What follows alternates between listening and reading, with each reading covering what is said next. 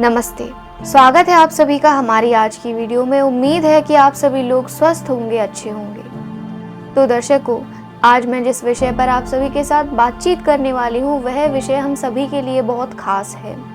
यह खास इसलिए है क्योंकि जब भी हम कोई नया कार्य करने के लिए जाते हैं तो हमारे मन में दिनों को लेकर कि वो अशुभ हैं या शुभ हैं एक विचार रहता है, और यही विचार हमें बहुत दुविधा में डाल देता है। कभी कभी हम यह नहीं सोच पाते, हम यह फैसला नहीं ले पाते कि क्या मुझे आज के दिन को शुभ मानकर यह कार्य करना चाहिए या फिर मुझे इस कार्य को यहीं पर रोक देना चाहिए। इसी दुविधा में उलझकर हम अपने कई सारे कार्यों को तो बिगाड़ लेते हैं, कई कार्यों को हम बहुत पीछे धकेल देते हैं और कईयों को समय से पहले ही कर देना चाहते हैं। तो इसीलिए मैंने सोचा कि क्यों ना आज इसी विषय पर वीडियो बनाई जाए। तो चलिए शुरू करेंगे हम ब्रह्म ज्ञानवाणी धर्म ग्रंथ से ली गई कुछ ऐसी चौपाइयों के साथ जो कि हमें अवगत कराती हैं दिनों के शुभ या अशुभ होने के एक अपार ज्ञान के साथ। साधु सब दिन शुभ ही हुई, अशुभ न दीखे जग में कोई, जो दिन हरि भजन बिन जाए, वे दिन सदा अशुभ बतलाए। अब यहाँ पर परमात्मा साधु आत्मा को साधु कहकर संबोधित करते हुए हम सभी को यह बता रहे हैं कि संसार में उस दिन को छोड़कर जिस दिन हम परमात्मा का भजन नहीं करते सभी दिन अशुभ हैं। जिस दिन आप 2-5 मिनट के लिए भी उनका भजन कर लेते हैं, आपका वह पूरा दिन ही शुभ होता है। जन्म मरण सब शुभ दिन होई, समय कुटार सके ना कोई, शुभ और अशुभ विचार भले ना, सदा एक से हैं भगवाना।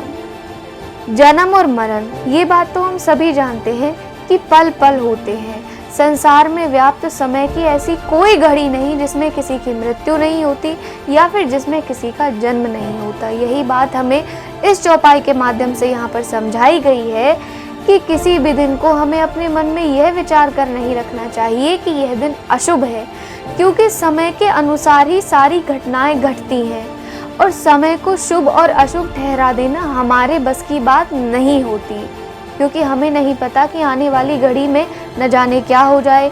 हो सकता है हमें कोई बहुत बड़ी खुशखबरी मिल जाए या फिर हमारे लिए दुख का समय आने वाला हो। हरि भजन ही शुभ दिन होई, बाकी अशुभ भय दिन सोई, अति बलवान समय है भाई, समय के आगे पेश न खाई। यानी कि संसार में जिस दिन आप परमात्मा का थोड़ा सा भी भजन कर लेते हैं, दान दया का कोई कार्य कर देते हैं, किसी को क्षमा दे देते हैं, आपके लिए आपका वही दिन शुभ है संसार में। बाकी सारे दिन तो अशुभ हैं, क्योंकि उस दिन हम उन परमात्मा का सुमिरन कर रहे हैं जिन्होंने हमारे ऊपर कृपा कर हमें यह नर्तन देकर संसार में भेजा है।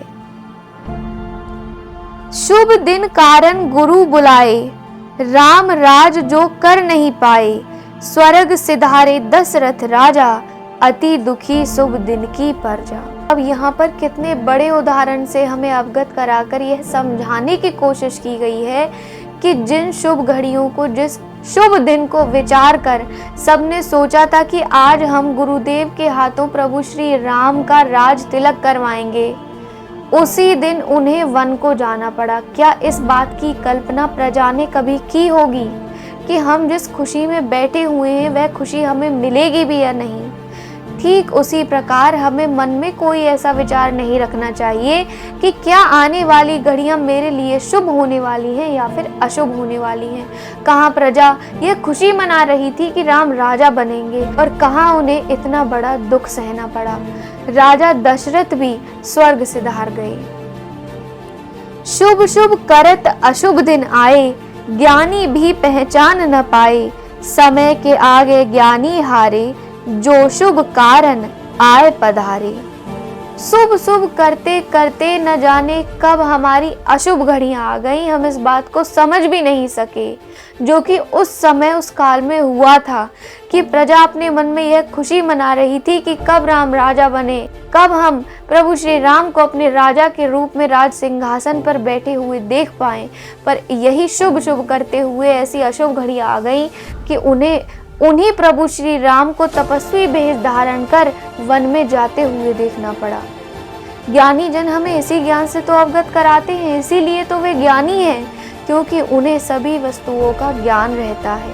खोए जाएं वे शुभ दिन भाई, जिनकी मन में आस लगाई, कारण संत सत्य लिख जाई, शुभ दिन हरि भजन है भाई।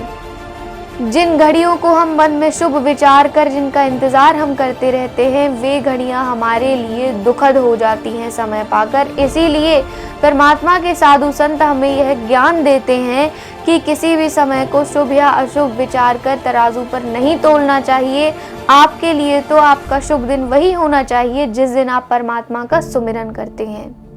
तो चलिए, अब आप समझ चुके होंगे कि हमारे लिए कौन सी घड़ियां शुभ होती हैं और कौन सी घड़ियां अशुभ होती हैं। चलिए, मुलाकात होगी आपसे एक नई वीडियो में नए विषय के साथ। तब तक के लिए यदि आपको मेरी यह वीडियो पसंद आई हो तो लाइक करें, चैनल को सब्सक्राइब करें। नमस्कार।